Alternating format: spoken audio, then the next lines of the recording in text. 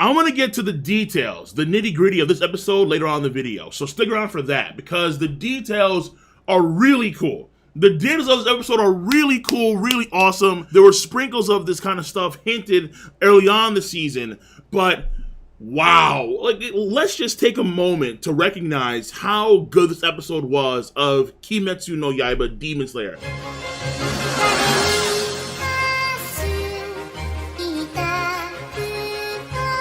Episode 19. Like, it's one of those episodes where it's going to be remembered for years to come. All right? Tanjiro versus Rui. Think of like a Lord Boros versus Saitama, One Punch Man. You can still rewatch that to this day, and it's phenomenal. Think of more recent stuff, like let's say Mob versus Mogami, or Katakuri versus Luffy. Like, it's like, bro, it's so good. So, yo, either put a comment in the comment section down below or rate the video, even if you disliked it, right? Just let me know if you did, honestly. Because, in my personal opinion, this episode was beastly. This episode was too clean, and ufotable, or ufotable, how do you pronounce the name? They did a fantastic job when it comes to the animation of this episode. The details are the details, and they're really cool. They're really neat. But it's the animation that really puts it a step above.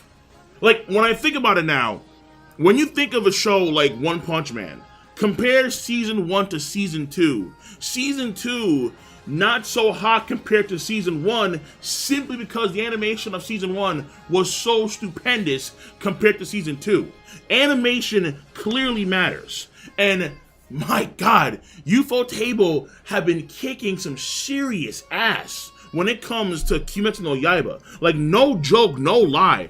This episode was fire. No pun intended, but my goodness, episode was fire. An episode that will be remembered for years to come. It was trending on Twitter for a bit, and the actual ufotable Twitter account tweeted out to both Japanese and English supporters of Demon Slayer, "Thank you so much for watching Demon Slayer.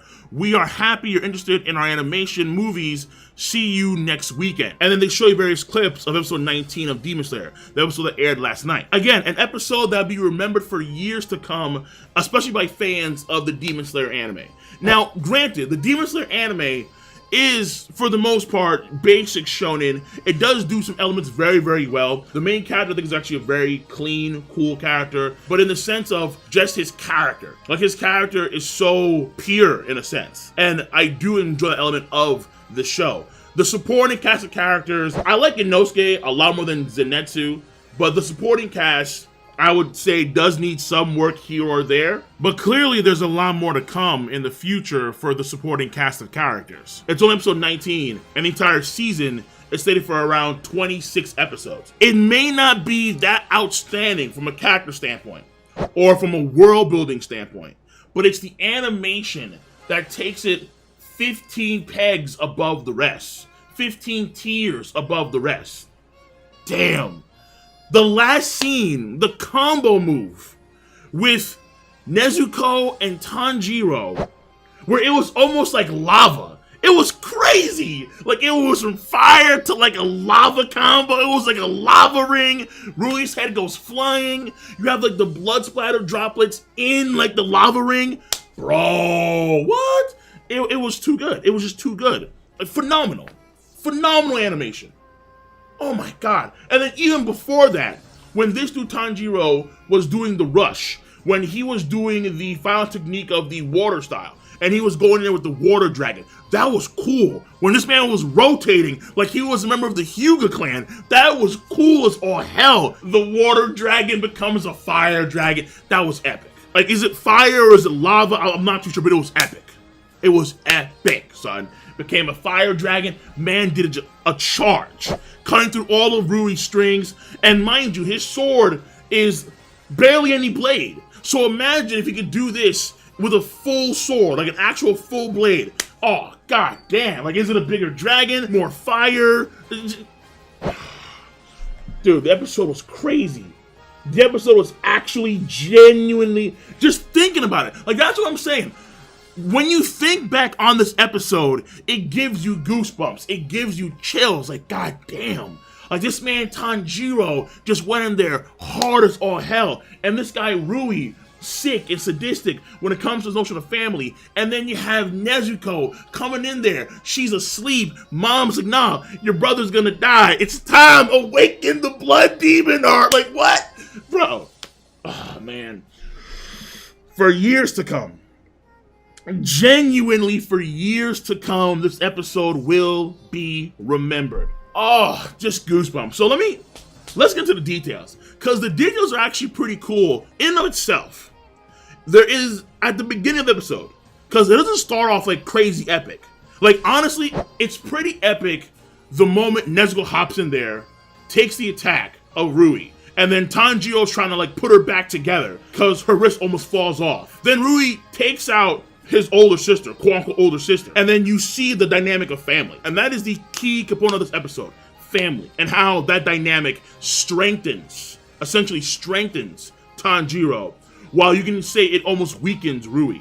Because if his sister was there, they could have pulled some kind of combo if they had a genuine bond. But they don't have a genuine bond. It's fake.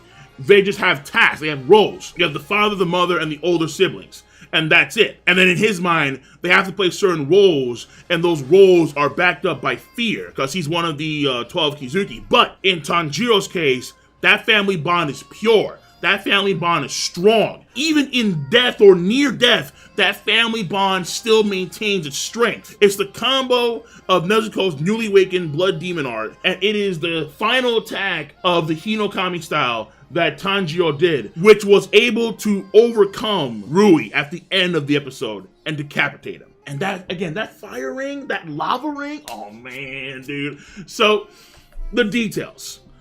The first thing that's really cool is, at the beginning of the episode, Shinobu, she's talking to Zenitsu about the whole near-death experience, because Zenitsu was going through that for a minute. So even though for me, Zenitsu's character has been a bit shaky, like to say the least, a bit shaky, I respect what happened with his situation and how he was poisoned and he was still gonna turn into a weird spider baby thing, but he remembers what his master told him and uses the breathing technique to stall the poison. Shinobu is talking to him about how in near death, there's a theory that you go over the memories of your entire life and try and find a way to escape death. That's why people see their lives flash before their eyes near death. It's so they can try and escape their current predicament. That's exactly what happens with Tanjiro. Once he's in the midst of the water style, and then Rui does his blood demon art, and the strings come red, Tanjiro can't escape. And he's near death, and he has no way of getting out but his life. And this, again, animation, when they show you his life in those shards of glass, every piece of glass is animated with a past scene from the series. Every piece of glass, I shit you not, every piece of glass was animated.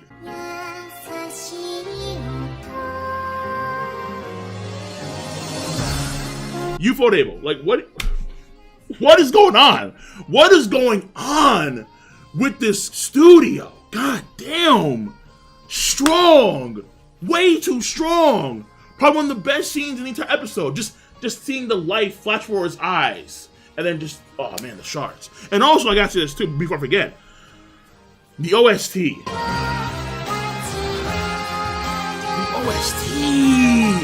OST. It makes you want to cry almost. Like honestly, the OST was beautiful. At the end, it was beautiful. Like normally, it's strong as all hell. But at the end, it was genuinely beautiful when it came to the OST during the final rush, once he's in Hinokami. It was fantastic. But that's the first detail. How the near-death experience is mentioned at the beginning of the episode, then we see it play out fully later on in the episode. Now, the next detail is when he goes Hinokami, you can actually see some of the movements that his father did in the near-death flashback that he gets. You can see him use some of those movements in his rush. And the final cut that Tanjiro does against Rui is like the final stance that we see his dad use when he's doing his dance. Like literally the same thing. That's cool. Like, again, animation and those details may matter. They do matter.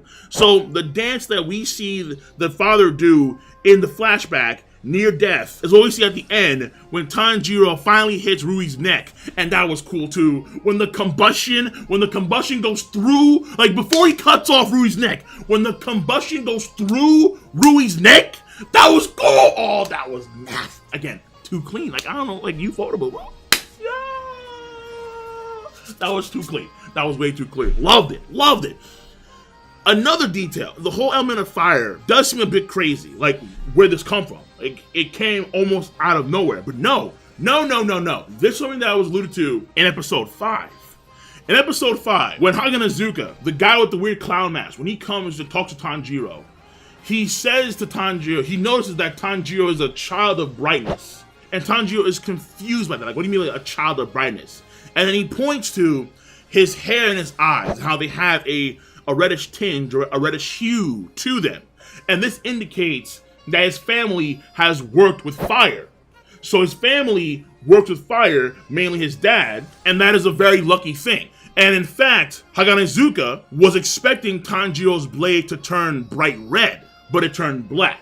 So I'm thinking like final form Tanjiro, at some point in the future, his sword will be red. Or maybe you can say that his sword is going to stay black because he learned the water stuff from Urokodaki, but his family has always been fire-based. So the red and the blue make purple, but I guess black, whatever. So potentially his sword, when he gets a new sword, it may change colors in between, let's say, a blue and a red, or let's say from a black to a red, because again, I feel like at some point his sword will turn red because his family is literally themed around fire and he is a child of brightness. So it was alluded to back in episode 5 and now we're seeing it play out in episode 19.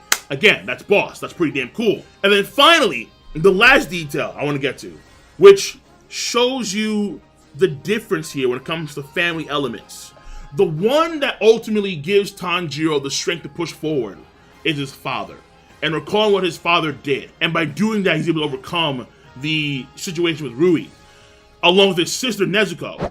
When she's sleeping, mom comes from, like, the afterlife or something of that sort. And for the first time in a while, we hear Nezuko talk. Like, not, of course, out loud, but to herself. She says the demon blood art name, and then she snaps and burns the strings that were in front of Tanjiro last second.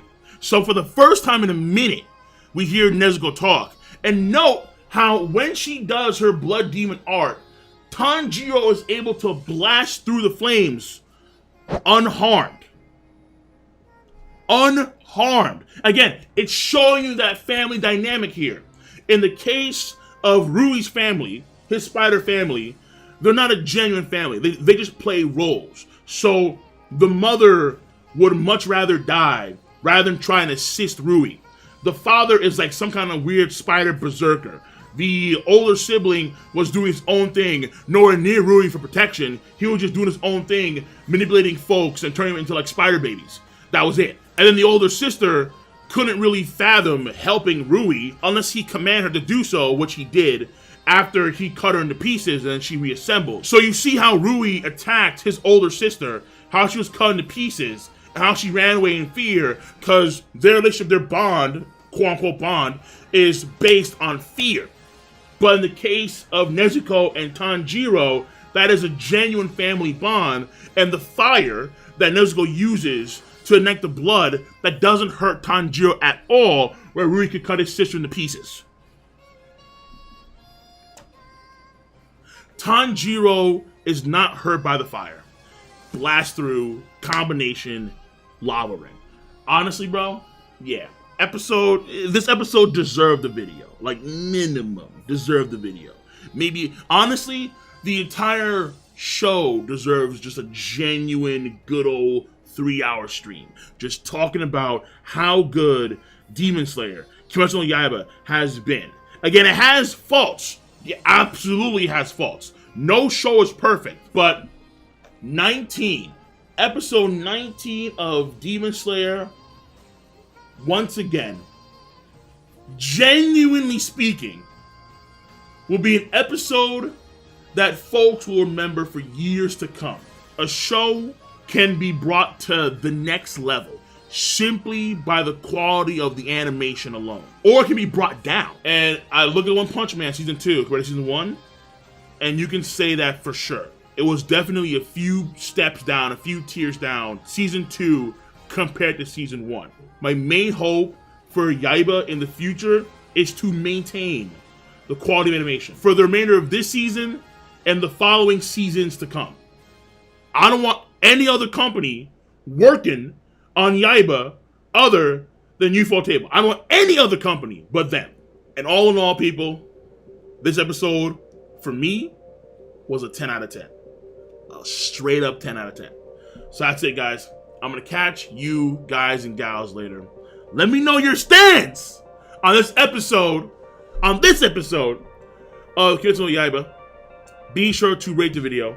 It is not that hard to do. I guarantee you that, because I know that you all have a device called Zamaosu. You use Zamaosu to click, rate the video, to click, subscribe, to click on that bell to join the squad. And of course, as always, feel free to, once again, let me know, comment, and in the comment section down below. Peace. And have a nice goddamn day.